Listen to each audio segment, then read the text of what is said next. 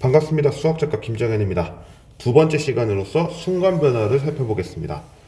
첫 번째 영상 평균 변화율에 대해서 이어서 나타나는 내용이라 PPT는 평균 변화율을 먼저 보여드릴 것이고 그 내용을 가지고 순간 변화율을 설명하겠습니다.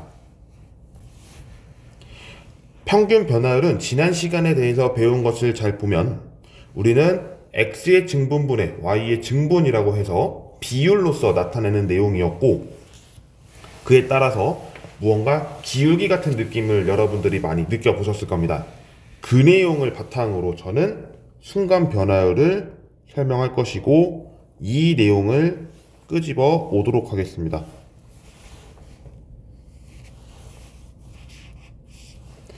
자, 우리는 이제 이 그래프를 가지고 설명을 해봐야 합니다.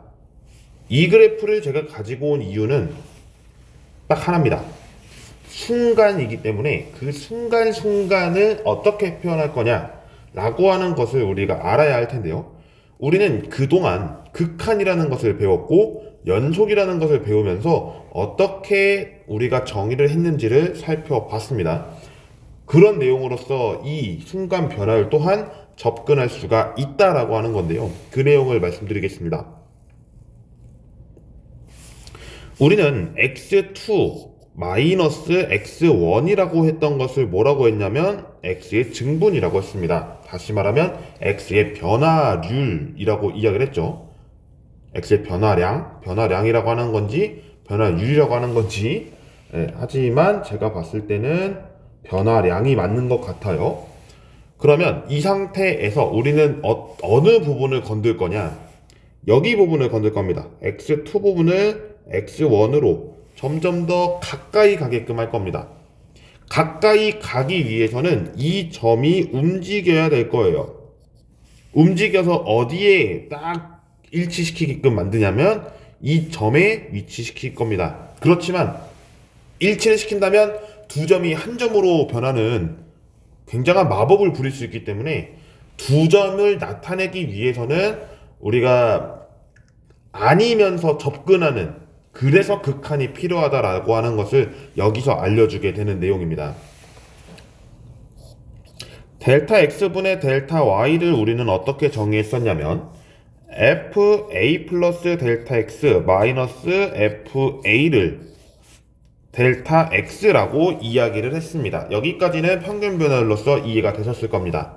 그런데 우리는 y를 변화시킬 수도 있겠지만 x를 변화시킬 때마다 y는 종속으로 따라왔었기 때문에 델타 x를 0으로 한없이 가까이 보낼 겁니다. 그랬을 때 나타나는 내용으로서 리미트라는 기호를 들어가게 되는데요. 리미트 그랬을 때 밑에 델타 x를 0으로 가까이 접근을 시킨다면 델타 x분의 델타 y의 극한값은 어떻게 되냐면 우변도 마찬가지로 리미트라는 기호를 써주면서 이렇게 써주게 되겠죠. 그러면 이 상태에서 우리는 더 이제 접근할 수 있을까요? 없을까요? 없어요. 이 값이 무언가는 존재하겠죠. 무언가는 존재할 텐데 이 내용을 우리는 무엇이라고 부르냐? 즉 극한 값이 존재한다면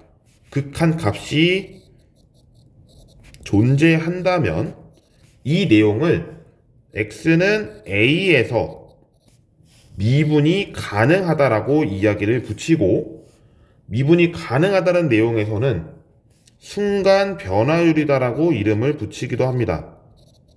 그리고 이 순간 변화율은 x는 a라고 하는 것에 대입을 한 것이기 때문에 미분 계수라고도 의미를 붙입니다.